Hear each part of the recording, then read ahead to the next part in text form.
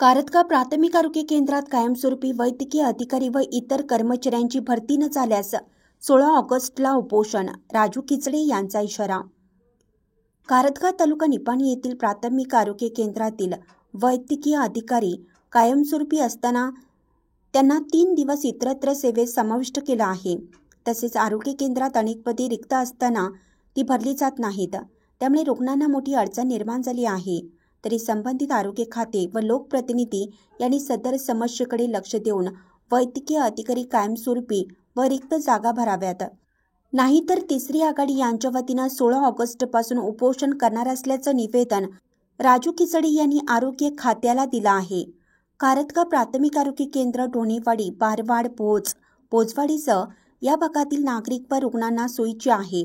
कारतगाव गावच्या लोकसंख्येच्या तुलनेत या आरोग्य केंद्रात 2 वैद्यकीय अधिकारी पदे आहेत।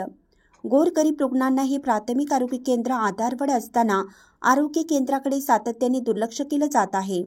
सध्या कार्यरत असलेले वैद्यकीय अधिकारी अनिल सलगरे कायमस्वरूपी कारतगावात वैद्यकीय सेवा बजावत असताना त्यांना बेडकेळ आरोग्य केंद्रात 3 दिवस सेवा करणं बंधनकारक असल्याने कारतगाव आरोग्य केंद्रातील गोरगरीब रुग्णांना मोठी अडचण निर्माण झाली आहे। नेत्र डॉक्टरांचीही बदली करण्यात आली आहे। आरोग्य केंद्रात अनेक रिक्त पदे भरली जात नाहीत। एवढी समस्या असतानाही याकडे आरोग्य खाते दुर्लक्ष करत आहे। त्यामुळे कायमस्वरूपी डॉक्टर, नेत्रतज्ञ व रिक्त पदे त्वरित भरावीत, अन्यथा 16 ऑगस्टपासून आरोग्य केंद्रासमोर तिसरी आघाडी यांच्या वतीनं उपोषण करण्याचा इशारा राजू खिचडे यांनी दिला। यावेळी ग्रामपंचायत उपाध्यक्ष सुभाष ठकाणे, संजय गावडे, प्रवीण कांबळे, रणजित हांडे, महादेव डांगे यांच्यासह कार्यकर्ते व रुग्ण उपस्थित होते।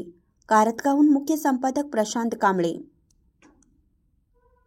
आरोग्य केंद्र इथं एक ह्या ठिकाणी निवेदन दिलेलं आहे की कारतगाव गावामध्ये सुसज्जित असं प्राथमिक आरोग्य केंद्र गेली 17-10 वर्ष ह्या ठिकाणी चाललेलं आहे। पण काही दिवसामध्ये ह्या ठिकाणी असलेल्या डॉक्टरांचं असू दे किंवा सिस्टरांचं असू दे किंवा त्यांचा असिस्टंट असू दे किंवा डोळ्याचे डॉक्टर असू देत, अशा डॉक्टरांची बदली इथून करून दुसऱ्या गावाला घालतायत।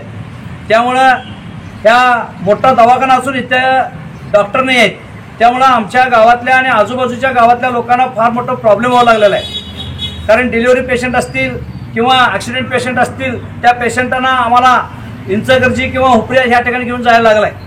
म्हणून आज आम्ही ह्या ठिकाणी प्राथमिक आरोग्य केंद्राच्या वैद्याधिकारी अनिल सलगर सरांना या ठिकाणी निवेदन देतो। यांच्यामार्फत जिल्हा अधिकारी, जिल्हा डॉक्टरांना आणि तालुका डॉक्टरांना या ठिकाणी आम्ही निवेदन दिलेलं आहे की तुम्ही 15 तारखेच्या आत जे इथे ज्या लोकांना तुम्ही ट्रान्सफर केला आहे आणि साहेबांचं सुद्धा या ठिकाणी बदली करायचा प्रयत्न सुरू आहे, यांची बदली करायला आहे, यांना आहे असं